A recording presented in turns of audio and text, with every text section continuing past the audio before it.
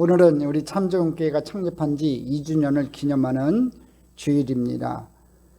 코로나 풍파에도 하나님께서 우리 교회를 지켜주시고 인도해 주셨습니다. 얼마나 감사가 넘쳐나는지 모릅니다.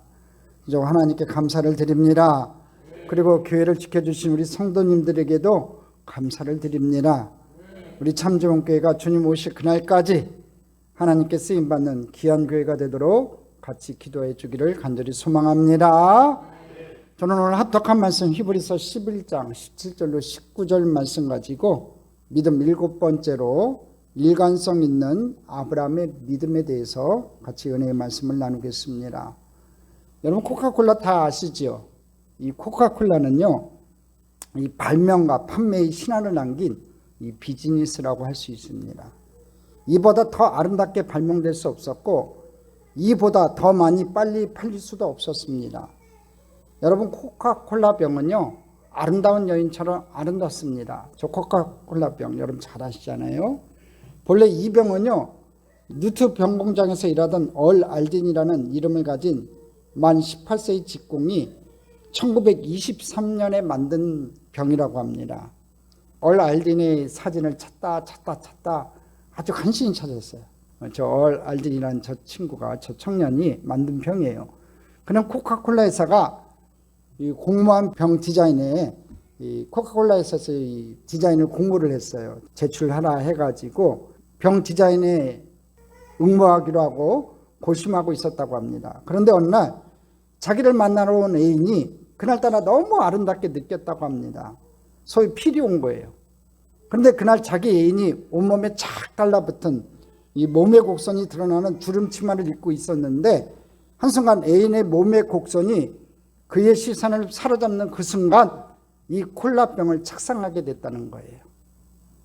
그래서 그는 이 발명은 머리가 한 것이 아니라 사랑이 한 것이라고 말했다고 합니다. 그는 일설에 의하면 당시 600만 불이라는 거금의 상을 받아 이 600만 불의 사나이가 되고 그 애인은 그의 아내가 되었다고 합니다. 여러분 오늘날 코카콜라는요, 하루에 전 세계에서 무려 10억 잔 이상을 팔고 있어요. 놀라지도 않습니다. 한 달이 아니라 단 하루에 10억 잔 이상을 팔고 있어요. 전 세계 최고의 상품 브랜드가 되었습니다. 여러분 코카콜라가 이렇게 많이 팔 수 있었던 마케팅의 비밀은 광고 디자인의 일관성 때문이라는 것은 알려진 비밀이에요. 여러분 코카콜라가 여러 다양한 상품 형태를 발전시켜 왔지만 지금 보이는 저 병의 모양과 C자를 사용한 글씨체만은 변함없이 일관성 있게 100년 이상을 사용해 왔다는 거예요.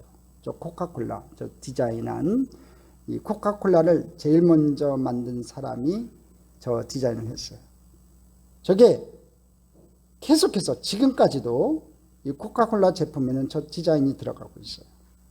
일관성, 이것이 바로 코카콜라 영향력의 비밀이었다는 거지요. 오늘 본문은 또다시 아브라함의 이야기입니다.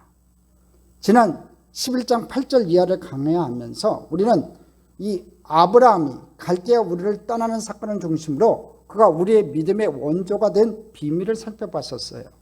그런데 히브리서 기자는 오늘 본문인 히브리서 11장 17절 이하에서 이런 아브라함의 믿음은 갈대아 우르를 떠날 때뿐만 아니라 그가 이삭을 드리는 사건을 통해서도 일관성 있게 드러나고 있다는 것을 강조하고 있어요.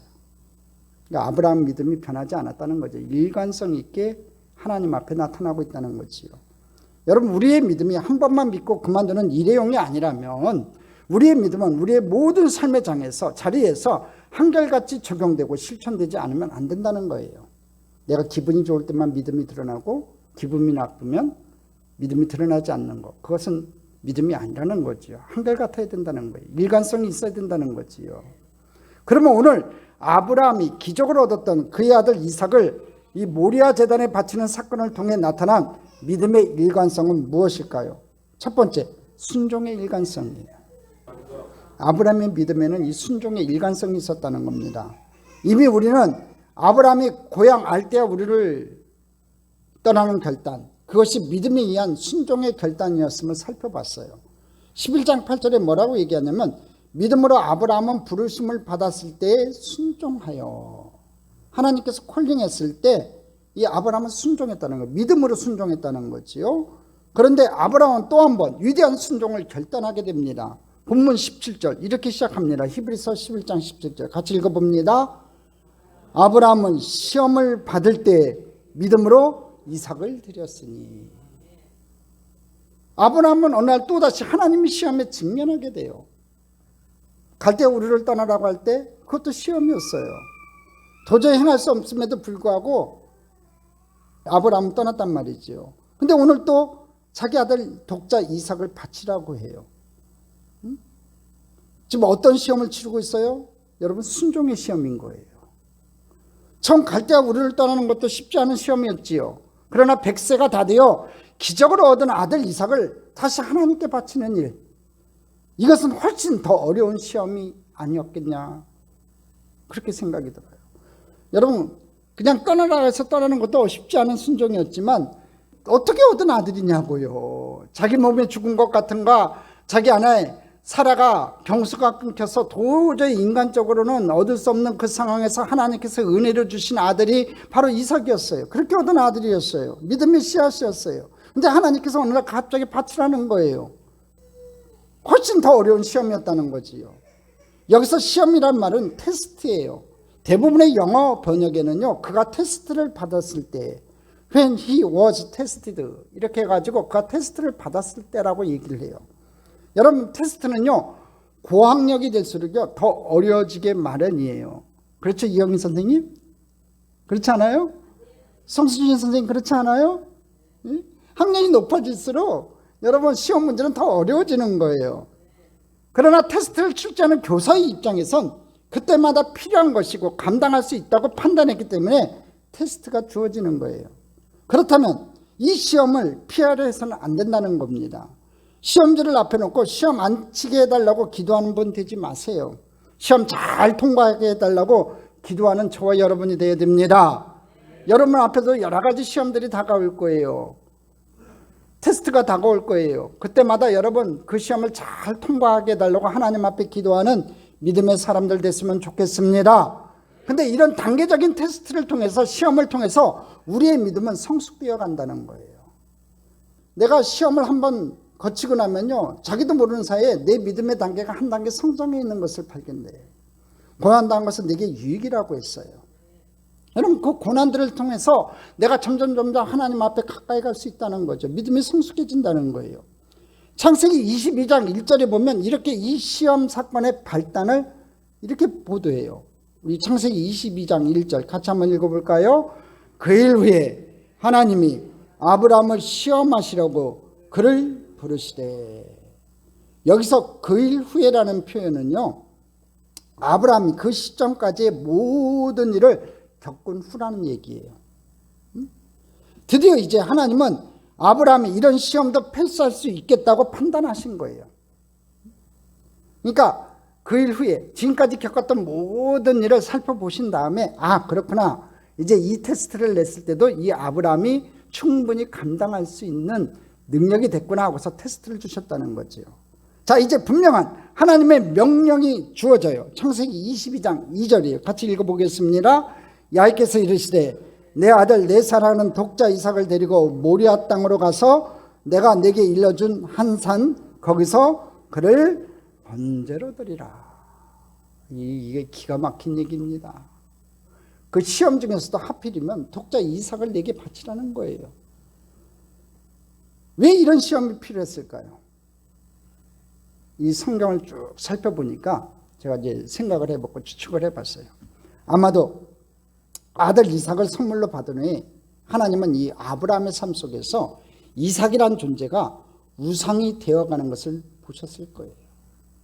여러분, 어떻게 얻은 아들이냐고요? 그 아들 독자 이삭을 얻고 나서 그 아들이 뭐가 됐냐면 우상이 됐어요. 이삭아, 이삭아, 이삭아, 이삭아. 내 아들 이삭아, 내 사랑하는 아들 이삭아. 그렇게 우상이 돼갔다는 거지요. 여러분, 선물이 소중하지요. 그렇지만 선물은 선물을 주는 것보다 더 소중할 수 없다는 거예요. 성경은 하나님의 선물이 하나님보다 더 소중히 여겨질 때 하나님의 선물조차 우상이 될 수 있다는 것을 분명히 우리에게 가르쳐주고 있는 거예요. 여러분, 여러분에게 주어진 재물이, 여러분에게 주어진 명예가, 여러분에게 주어진 무엇인지 모르지만 그것이 하나님보다 더 좋아지면 그건 우상이 되는 거예요. 하나님이 먼저 되기를, 우선순위가 되기를 주님의 이름으로 축원합니다. 이상은 분명 하나님의 선물이었어요. 그러나 아브라함이 그 선물을 받을 수 있었던 것은요, 하나님이 존재하시기 때문에 그래요. 자, 이 명령을 받았을 때 아브라함이 얼마나 고민했겠습니까? 그러나 드디어 아브라함은 이삭을 드리라는 명령에 순종해요. 이 성경에는요, 아브라함이 고민했던 시간들을, 그 내용들을, 그런 아브라함이 고민했다 그 내용도 기록해 놓지 않아요. 분명히 고민했을 거라고요. 여러분 같으면 고민 안 했겠어요? 응? 어떻게 얻은 아들인데 나에게 바쳐라 했을 때 아멘 바로 순종할 사람이 어디 있냐고요. 아브라함도 사람인데. 그럼에도 불구하고 많은 고민 가운데 아브라함은 순종을 결단해요. 하나님을 신뢰함으로 다시 아들을 하나님께 드리기로 결단했다는 거예요. 저는 그 결단의 순간이 아브라함의 믿음의 우선순위가 회복되는 순간이었다고 저는 생각하고 하나님을 신뢰하기로 결단하고 믿고서 이삭을 바치기로 결단하는 그 순간, 이제 이삭의 우선순위가 아니라 하나님의 우선순위가 됐다는 거지요. 오늘 저와 여러분에게도 마찬가지예요. 여러분에게 소중한 것이 그 무엇인지 몰라도 오늘 하나님이 여러분의 인생에서 우선순위가 되기를 주님의 이름으로 축원합니다. 여러분, 이 우선순위가 바뀌면 안 돼요. 분명히 해야 돼요.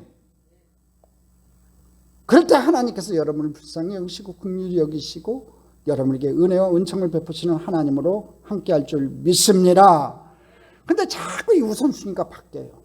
어떤 때 재물이 필요해가지고 재물을 주시면요, 그 재물이 우상이 될 때가 있어요. 자녀가 우상이 될 때가 있어요. 또 여러분 명예가 우상이 될 때가 있어요. 그런 것들 다 내려놓으시고 진정으로 하나님의 우선순위가 되는 축복의 백성이 되기를 주님의 이름으로 축원합니다. 그리고 그는 또다시 갈대아 우리를 떠날 때처럼 변함없이 순종하는 자로 하나님 앞에 서게 됐다는 거지요. 여러분에게 한번 묻고 싶어요. 여러분과 저도 처음 주님과의 사랑에 빠졌을 때처럼 지금도 변함없이 주님께 순종하며 살고 계시냐 이거예요. 행여나 불순종하는 삶의 영향은 없냐 이거지요. 오늘 저와 여러분 주님 오실 그날까지 이 땅에서 하나님께서 명하시면 아멘하고 순종하고 주님 앞에 달려나가는 저와 여러분 되기를 주님의 이름으로 축원합니다. 주님께 순종합시다. 하나님이 명하시면 아멘합시다. 그게 하나님 앞에 복받는 비결이에요. 오늘 잠정께 모든 성도님들이 창립 2주년을 맞이해서 더욱더 하나님 앞에 순종해서 하나님 앞에 많은 축복과 은혜를 받는 믿음의 사람들 되기를 주님의 이름으로 축원합니다. 두 번째, 희망의 일관성이에요. 우리는 처음 아브라함이 갈대아 우리를 떠나는 결단에서 무엇보다도 그의 믿음이 순종으로 나타난 것을 묵상해 보았어요. 그러나 또 하나, 그가 갈대아 우리를 떠날 수 있었던 것은요, 그가 바라볼 새 약속의 땅에 대한 희망이 있었기 때문인 것을 우리가 말씀을 통해서 은혜를 나눴었어요. 한 성을 바라봤습니다. 우리는 희망이 없이 인생길을 행진할 수 없어요. 여러분, 희망은 산소와 같아요.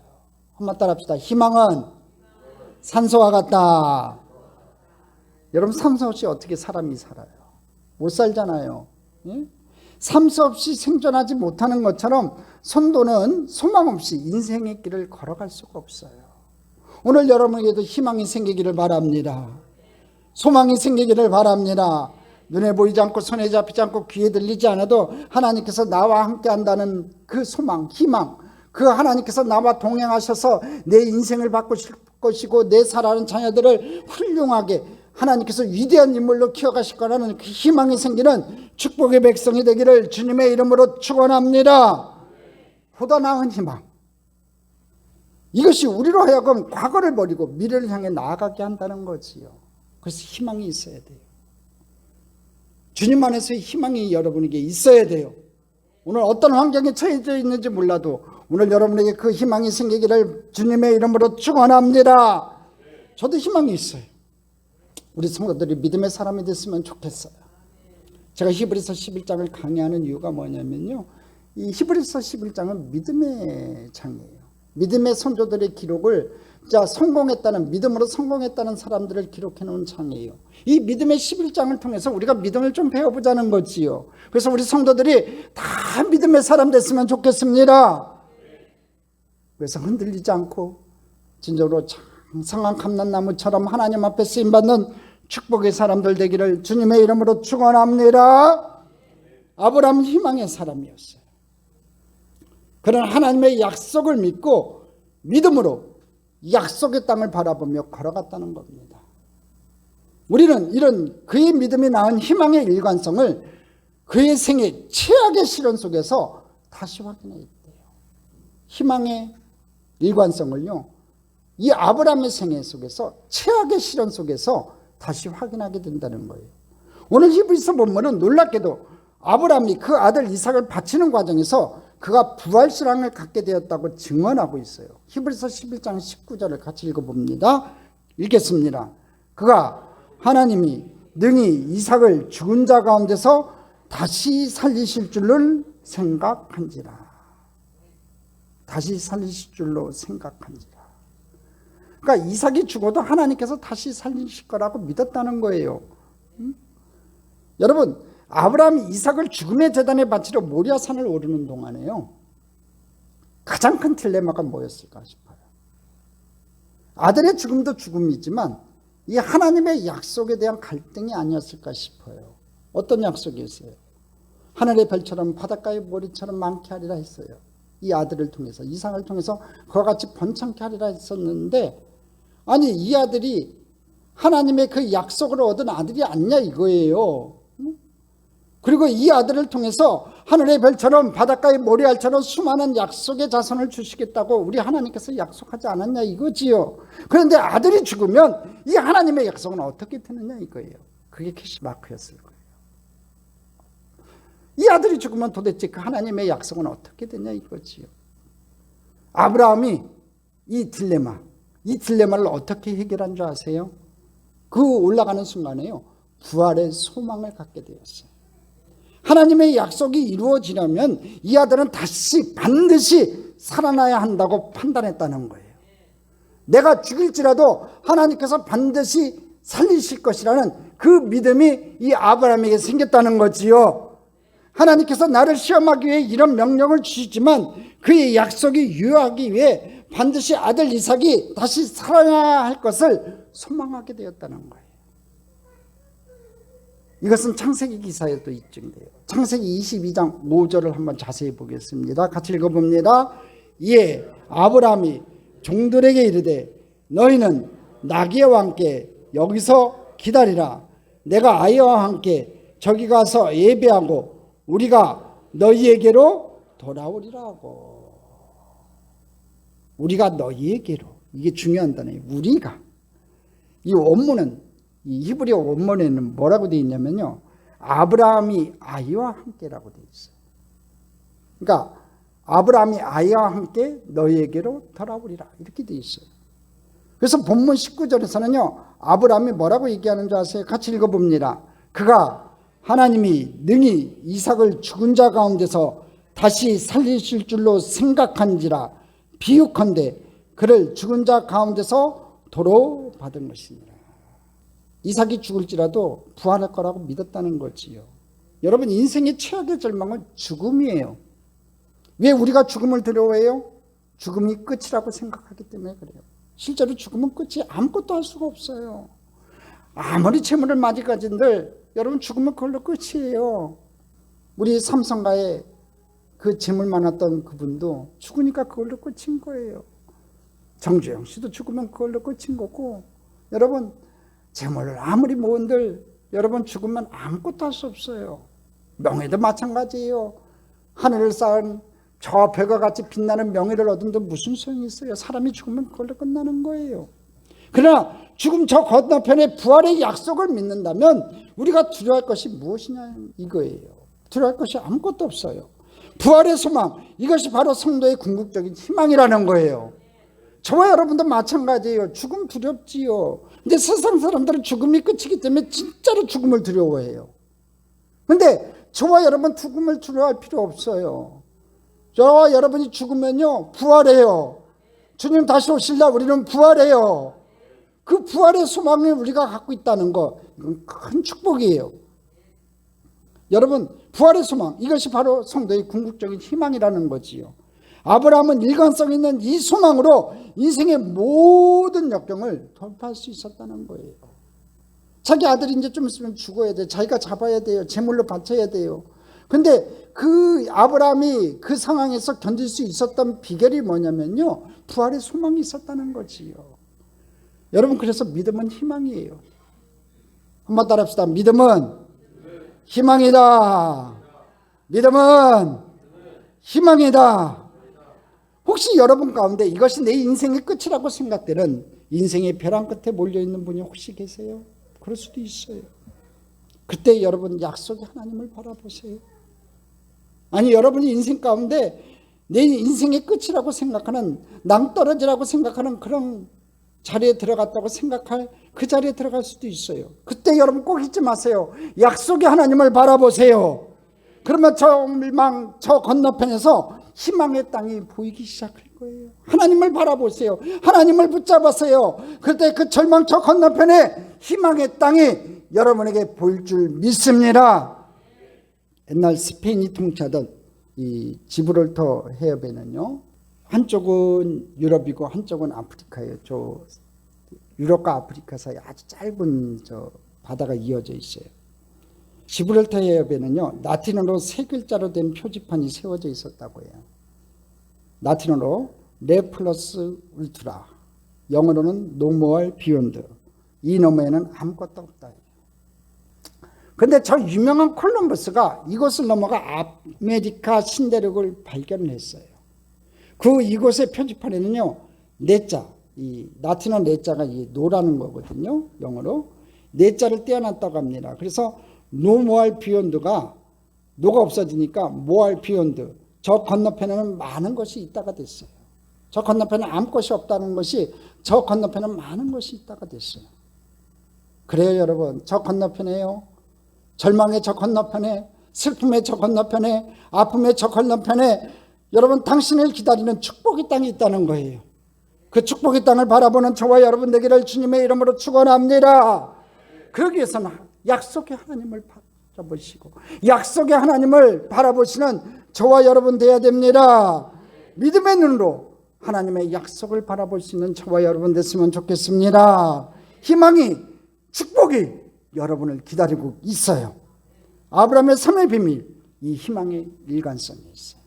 저와 여러분도 하나님을 바라보는 이 희망의 일관성으로 하나님 앞에 나아가기를 주님의 이름으로 축원합니다. 세 번째, 희생의 일관성이에요.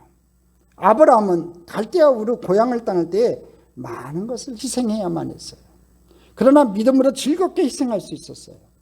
그런데 이런 믿음의 희생은요, 이제 이삭을 바치는 사건에서 더욱 극명하게 드러나요.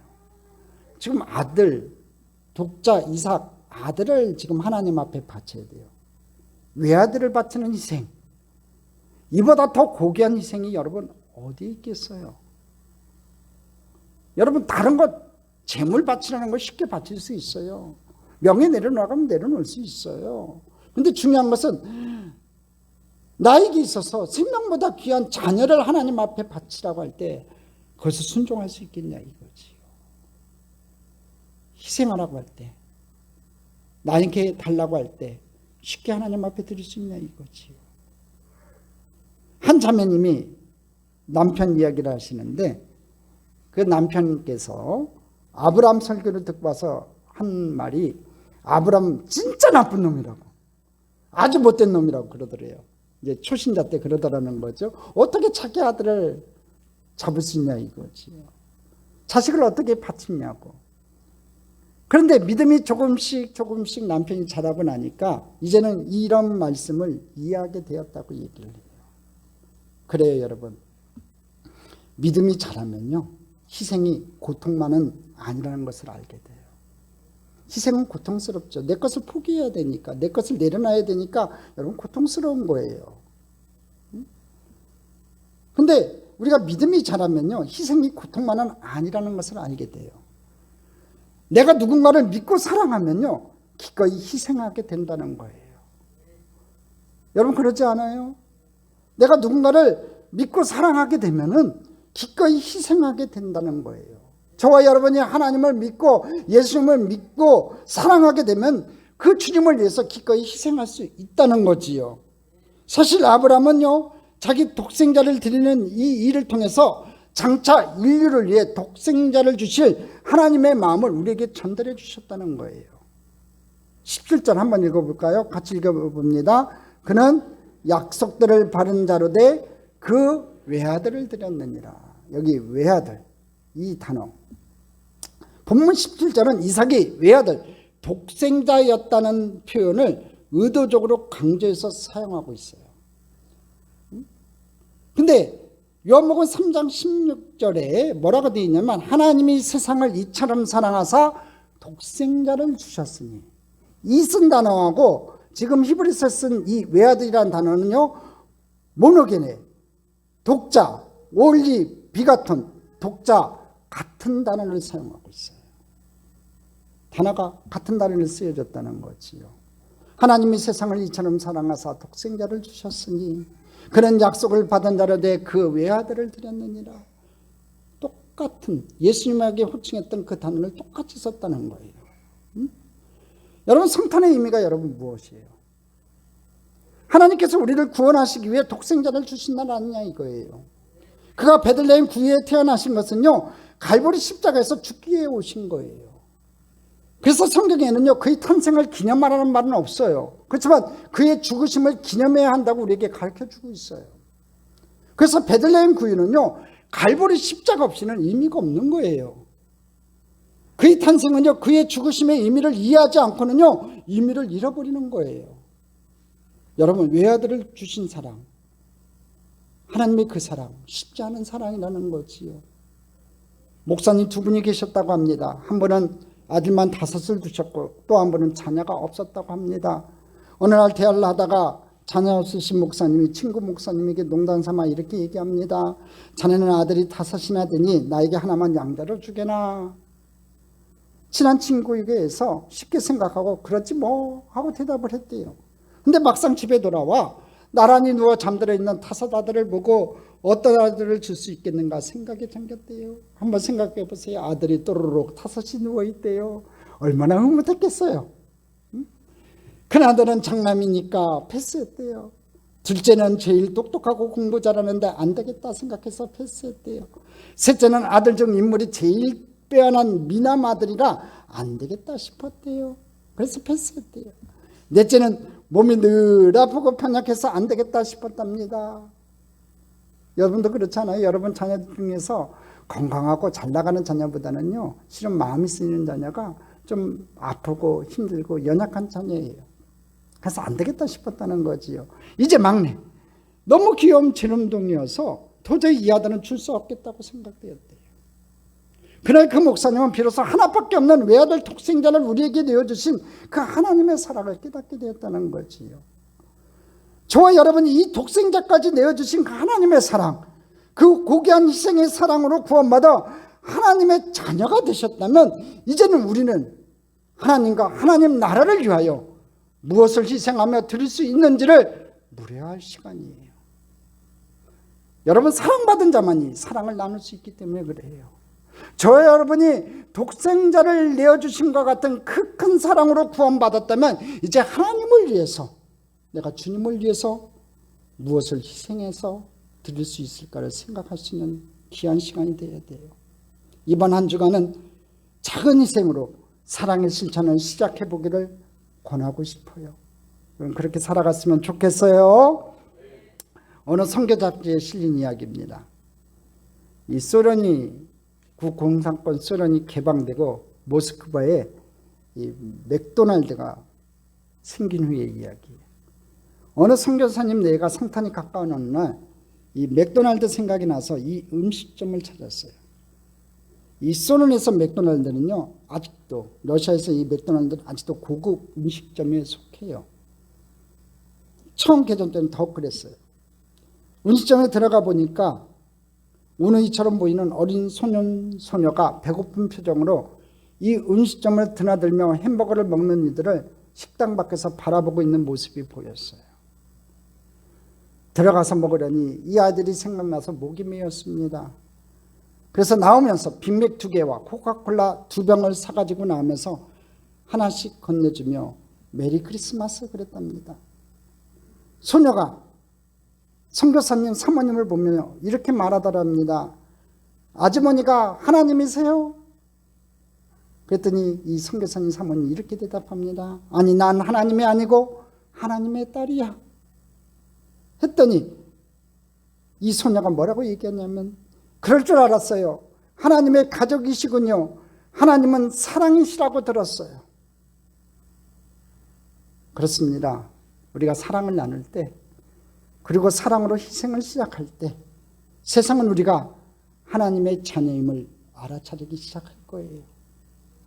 그리고 우리가 나누는 이 사랑과 희생의 일관성이 있을 때 우리는 진정 세상의 소금과 빛이 될 거예요. 우리 참좋은교회가 이 희생의 일관성으로 진정으로 이웃들을 섬기고 이 전주 지역을 섬기고 아프고 쓰러져가고 눈물 흘리고 있는 자들을 섬길 수 있는 참좋은교회가 됐으면 좋겠습니다.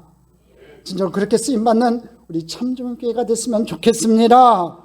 희생의 일관성으로 저와 여러분이 진정 세상의 소금과 빛이 되는 귀한 한 주간 되기를 주님의 이름으로 축원합니다.